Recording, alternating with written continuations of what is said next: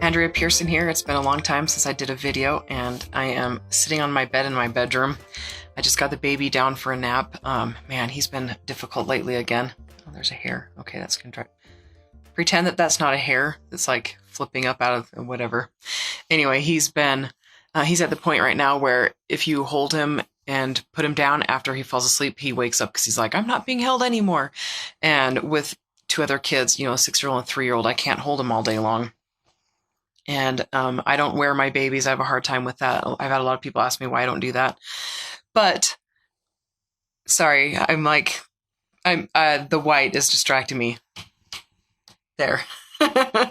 Anyway, so I don't know if you saw on my Facebook status thingy post thing, I posted about a bunch of little random trivia bits of information about me. And one of them was that I'd been proposed to 8 times. And I'm going to tell the stories because, people need stories, right? So, hi, Wanda. It's been a long time.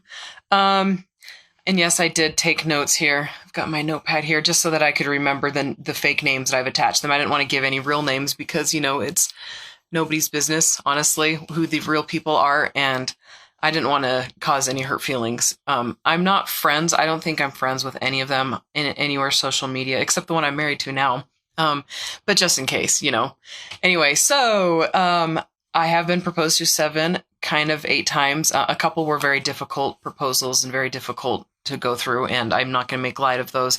Some of them were funny. Some of them were just absolutely ridiculous. But I can't make light of all of them just because, I don't.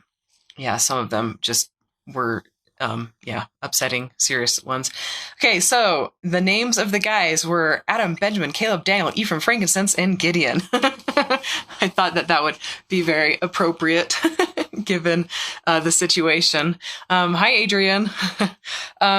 Okay, so Adam was my first boyfriend. He was my first heartbreak. I was 19 years old, and he was a blind date with a coworker. And it was the coworker's cousin, and we hit it off. We started dating.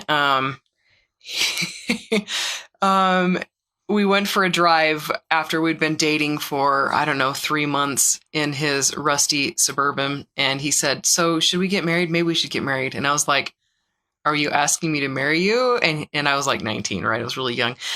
And he was like, yeah, I think I am asking you to marry me. And I was like, okay. All right, let's get married. And so then he did the whole, will you marry me? We went ring shopping. We announced it. It was an actual engagement, where we were planning. We got a wedding date set. We got everything set up for the reception and had the wedding pictures taken, the engagement pictures taken and printed. But my mom, she kind of I had a feeling not to send the engagement pictures. And so she never did. And 3 weeks before the wedding, which is when she had planned to send them, because here locally, 3 weeks is when you're supposed to send them. But right when she was about to send them, he ended up breaking up with me. Like I said, about 3 weeks before the wedding. And it was my first heartbreak. It was very, very hard to get over, very difficult. It actually took me several years to get over that one. I think you can understand that. The second one, Benjamin, out of the Adam, Benjamin, Caleb, Daniel, Ephraim, Frankincense, and Gideon.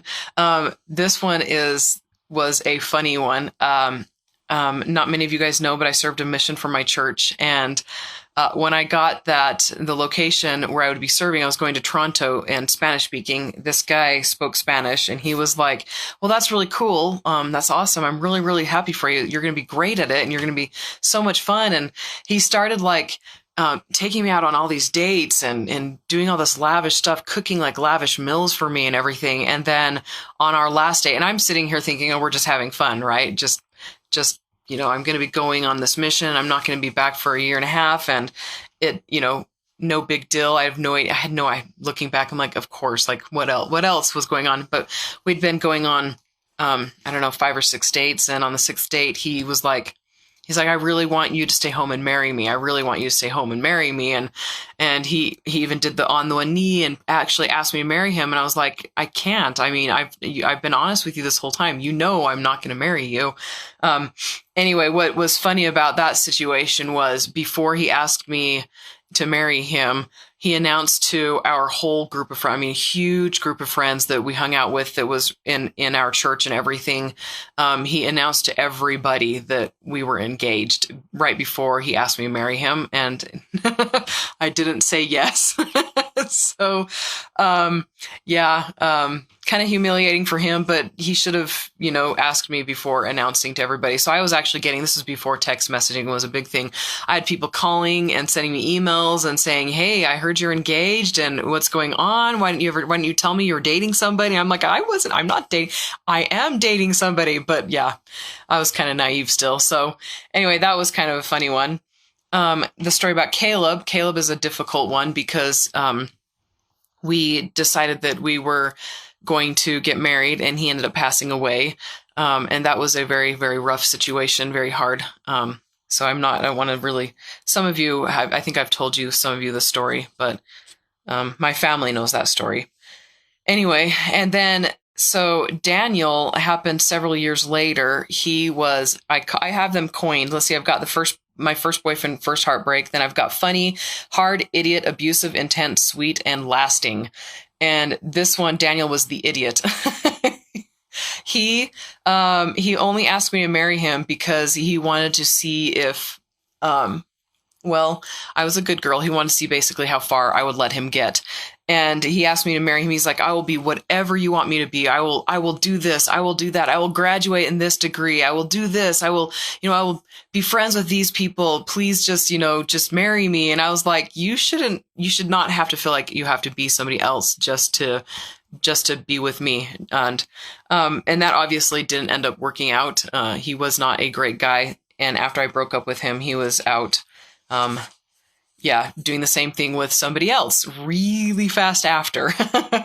So Ephraim is the abusive one. I have to be careful with this story. He was in the military and he was heading off to Iraq. And we went out a bunch of times. He asked me to wait for him and asked if I would marry him when he got back from Iraq. And I was like, I need to think about it, and we decided that we were going to go and hang out at his house where he was living with his mom. He'd moved back home so that he could, have a place for his stuff to stay while he was in Iraq. And we go to go watch a movie at his place, and his mom didn't agree with our choice of movie. It wasn't a bad movie. She just didn't like it. And she was there, and he threatened to punch her. And then when she said, "You see what I have to deal with," to me, he's like, "Shut up, woman." And I was like, oh my heavens. And she backed away from him and stood behind the counter on the opposite side from him. And I could tell that I was just like, that was an awful situation where I was like, okay, this guy's not a good guy. And I was glad that it didn't end up working out because obviously, And Wanda, I'm not sure what you're saying so true to, but it's true because I'm not paying attention to when the comments come and when I'm answering them. Let's see. Frankincense. He's in Frank, 7 Brides for 7 Brothers, Frank. I've dubbed him the intense guy. We dated for 3 weeks and it felt like it was like 8-month dating. And he started talking marriage and asked me if I wanted to marry him. And I was like, we've only been dating a few weeks, but he was very, very emotionally intense. And I was so wrung out emotionally after that I couldn't date again for a very long time. Let's see. So glad you saw that before getting into a marriage to him. Oh my gosh. Yes. No kidding. Wow. That would have been so awful. I believe that I was protected and taken care of though, because, if he hadn't been going off to Iraq, I don't know. I don't know that I would have seen his true colors earlier, and okay. So Gideon is the sweet, one. And this is why I was saying I've only been proposed to 7 times, not 8. But then again, I'm like, it was real to him. It was very, very real to him.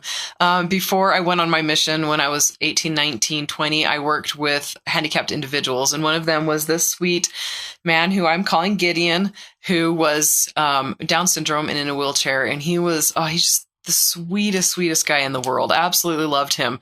And he was, he fell in love with me, according to his caregivers. I was like at his day job, so he would go to work and I would help him, develop skills to work and be employed and things like that. And according to his daycare, his not daycare, his home care people, he fell in love with me, and he had them drive him to Walmart, and he bought me a $25 Walmart ring, and he proposed to me. And it was so sad because I was dating my first boyfriend at that point, and I had to say no to him, and he cried, and it just made me so sad. I was like, I am so sorry.